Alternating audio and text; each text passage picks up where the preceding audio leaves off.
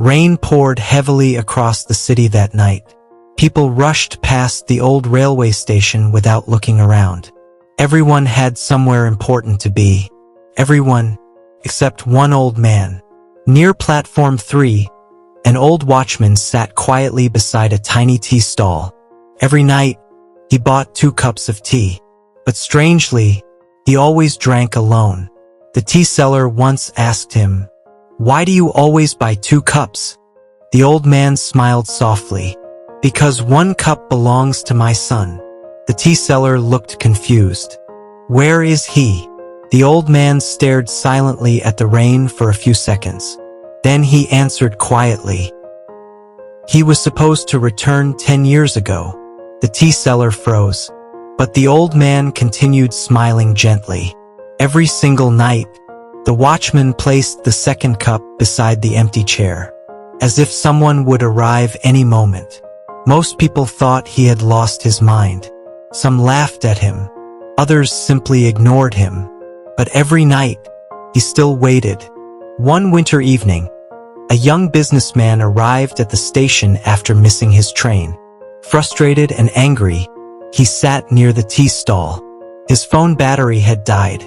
The rain wouldn't stop, and for the first time in years, he had absolutely nothing to distract himself. Then he noticed the old watchman carefully placing the 2nd cup of tea on the table again. Curious, the young man asked, "Do you really believe your son will come back?" The old watchman smiled. "No." The young man looked surprised. "Then why do you still wait?"